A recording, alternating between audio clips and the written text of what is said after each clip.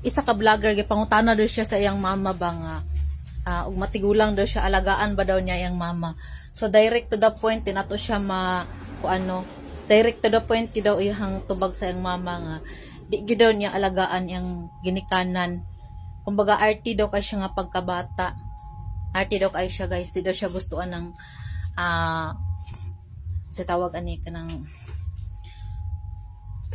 mag-atiman og tigulang. Di daw siya gusto mag-atiban or hassle na daw siya kaayo or hassle na daw kay mga tigulang. Kumbaga inana iyang vlog ba. Sikat na siya nga content creator, Bisaya na siya guys. Nakita niyo iyang vlog. Hinghilak daw iyang mama kay ni tubag daw siya nga dili gid daw siya mo atiman sa iyang mama. Mangita lang daw iyang mama og lain mo atiman sa iyang mama or ginikanan ng igsuon nga laki na lang daw kuno, dili daw siya mo atiman. So ning cry daw iyang mama. Di man gid daw siya mag-atiman kay arty daw ka siya nga pagkabata. So mauna iyang katarungan guys. So sarili daw to niyang opinion ha. Di daw nato siya ma-place of place. Di nato siya mapugos kumbaga ana. So sarili mo to niyang opinion, di ba? So mao ra niya akong ika-comment no. So kana siya guys, wala o kabalo guys kung content lang ba na siya guys or tinuod ba gyud na siya no. So ang akong panglantaw jud ana nga video guys kay kuan. Yama po tong opinion, pero opinion ako guys. Matiman jud ko sa kong ginikanan guys. Although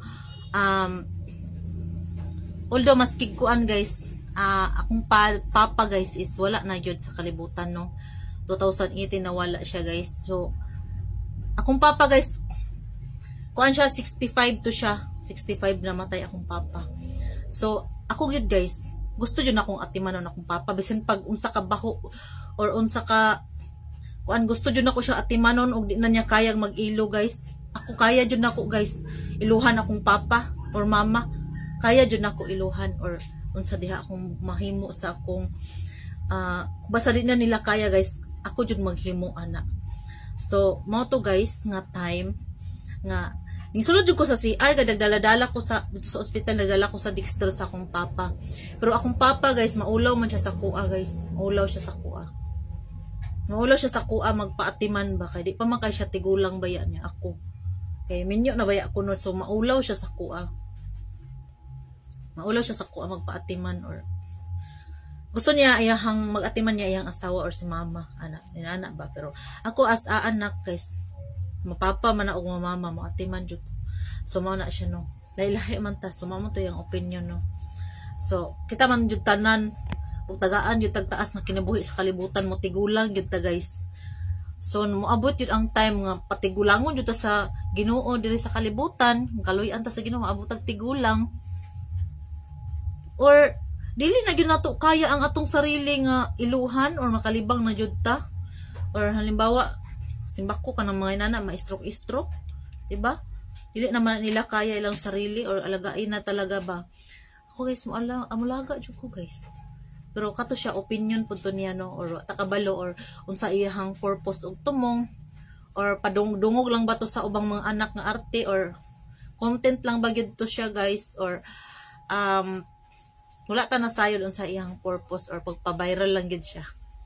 Ikato sila guys, gusto kay to sila mag-istorya og kanang mga real talk gyud pod nga kanang usay binastos.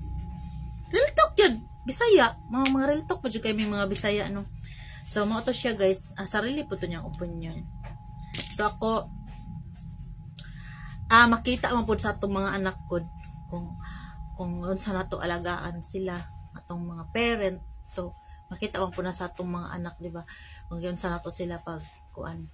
Kaya makita sa atong mga anak, so kumbaga magaya nila ba ana, so baga kumbaga na nakagets mo na guys basta Bisaya mo.